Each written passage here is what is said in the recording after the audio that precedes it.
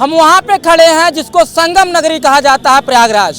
प्रयागराज में आज जो है बाबा साहब के सम्मान में, बाबा साहब के समर्थक या बाबा साहब को मानने वाले अम्बेडकरवादी मैदान में हैं। आज वो कह रहे हैं कि अमित शाह जी शर्म करो, माफ़ी मांगो, इस्तीफा दो। हमारे बीच में शर्मा जी हैं, नारायण जी हैं। क्या नाम होगा सर ऐसा? नारायण मिश्रा। नारायण मिश्रा, क्या बात है, आप जो है बाबा साहब के ऊपर जो टिप्पणी की गई अमित शाह के द्वारा, क्या करने आप यहाँ पे आए हैं? आया इसलिए हूँ कि बाबा भीमराव अम्बेडकर जी पूज्य, बहुत ही सम्मानित, इन्होंने बहुत त्याग तपस्या और अपने देश के लिए बहुत कुछ त्याग तपस्या किया है और उन संविधान के निर्माता हैं। उनके लिए अनर्गल टिप्पणी अशोभनीय है। इसलिए आज ये बहु संख्या में यहाँ बसपा के सदस्यगण और पदाधिकारीगण इकट्ठा हुए हैं, जिससे कि वो ये संकेत जाए जो ऊपर बैठे हुए हैं उनके कान में गूंजे कि वास्तव में मैंने उनको गलत किया है और अपने सुधार करें, जिससे कि आने वाला समय में ऐसी अशोभनीय टिप्पणी महापुरुषों के विषय मत किया जाए।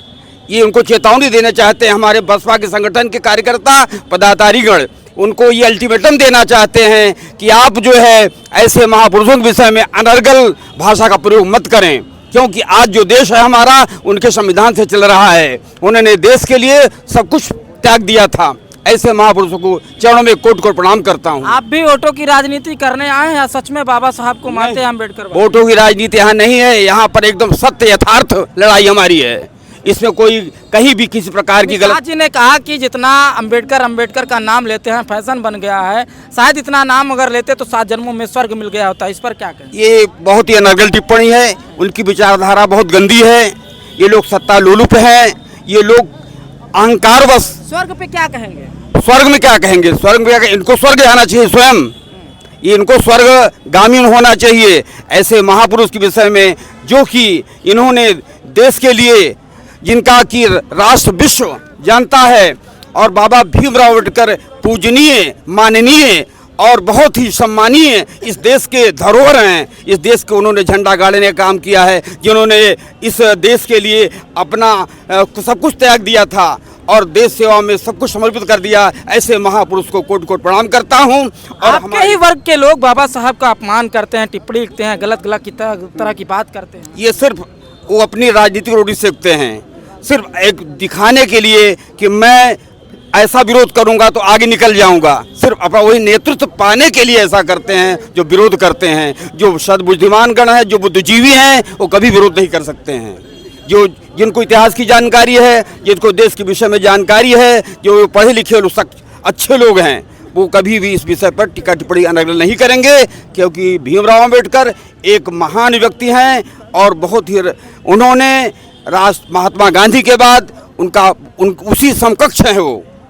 इसलिए सभी को हमारी बसपा पार्टी उनके लिए संघर्ष अनवरत करती रहेगी जब तक कि ये अमित शाह जी, माननीय अमित शाह जी इस्तीफा नहीं देते हैं या उनके लिए कोई विशेष या उनको विशेष दंडित नहीं किया जाता है, वो तब तक ये धरना प्रदर्शन जारी रहेगा। बाबा साहब अम्बेडकर ने तो मनुस्मृति जलाई थी, दान की थी। इस पर क्या? मनुस्मृति जलाई थी, लेकिन उस समय की क्या दशा थी, वो स्थिति क्या थी, उस समय का कुछ और माहौल रहा होगा, इसलिए। लेकिन इस पर भी न जाकर के मैं कहना चाहूँगा कि इस समय वर्तमान इस समय में ये अमित शाह जी को गलती मान करके अपना जो है माफ़ी मांग लेनी चाहिए। क्या आप भी मानते हैं कि बाबा साहब अम्बेडकर जो है विष्णु के अवतार है या बुद्ध अवतार है? बाबा साहब अम्बेडकर जो जनता के लिए हम क्यों पैदा हुए हैं, क्या कर रहे हैं, है नहीं कि कई अच्छे लोग स्वर्ग नहीं जाते हैं, जहाँ जाते हैं उसी को स्वर्ग बना देते हैं। मुद्दे पे बात करिए। अवतार मानते हैं या नहीं? किसको?